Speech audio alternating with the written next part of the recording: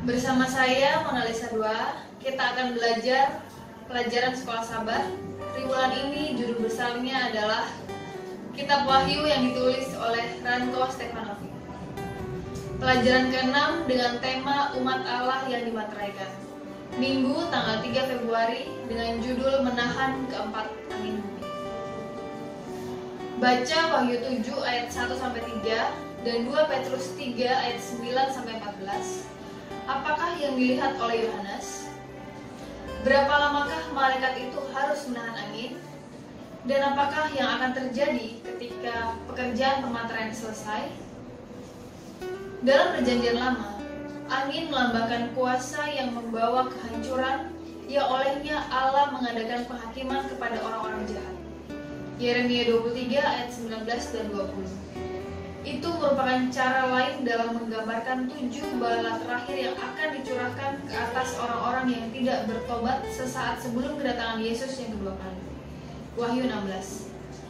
Bagaimanapun juga, kuasa yang menghancurkan ini masih ditahan oleh intervensinya saat umat Allah sedang dimateraikan.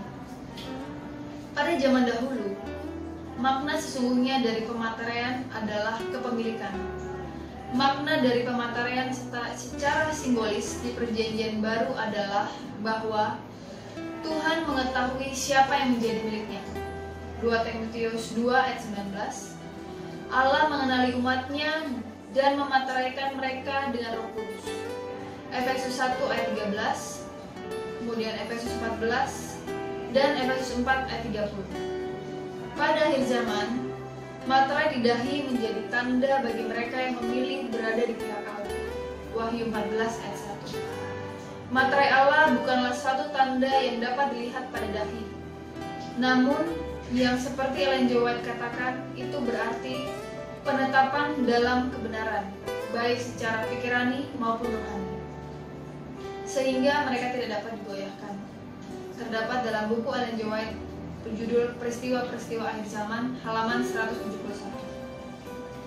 Mereka yang dengan sengaja dan secara sadar berpihak pada binatang akan menerima tanda binatang. Wahyu 13 ayat 16 dan 17. Kesetiaan umat Allah yang termaterai telah teruji di setiap generasi. Namun, ujian kesetiaan pada masa krisis yang terakhir adalah dalam pemeliharaan hukum-hukum Allah. Lihat Wahyu 12 ayat 17 dan Wahyu 14 ayat 12. Secara khusus, hukum keempat akan menjadi ujian penuntun kepada Allah. Wahyu 14 ayat 17. Sebagaimana hari Sabat telah menjadi tanda dari umat Allah pada zaman Alkitab. Keluaran 31 ayat 12 sampai 17 dan Yeremia 20 ayat 12 dan 20. Maka Sabat juga akan menjadi tanda kesetiaan kepada Allah pada masa krisis terakhir. Di akhir zaman, materai berfungsi juga sebagai tanda perlindungan dari kuasa yang menghancurkan akibat 7 bala. Lihat Yeremia 9 ayat 1-11 sebagai latar belakang dari Wahyu 7 ayat 1-3. Dengan demikian, pertanyaan yang ditanyakan dalam Wahyu 6 ayat 17 mendapatkan jawaban yang pasti, yaitu mereka yang sanggup bertahan dan mendapat perlindungan pada hari murka Allah adalah umat Allah yang sudah dimateraikan. Paulus menggambarkan kepada kita untuk tidak mendukakan Roh Kudus yang olehnya kita telah dimateraikan. Efesus 4 ayat 30. Apakah artinya?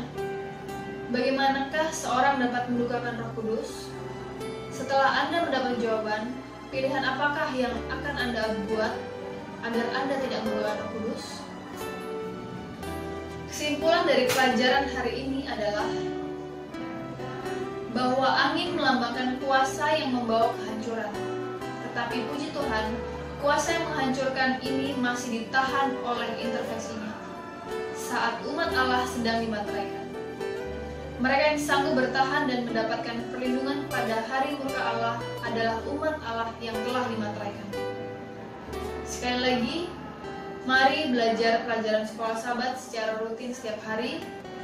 Klik subscribe bagi Anda yang belum, dan bagi Anda yang sudah subscribe, silahkan klik like dan komen. Kemudian Demikianlah pelajaran sekolah sahabat kita pada hari ini. Sampai ketemu besok, Tuhan memberkati.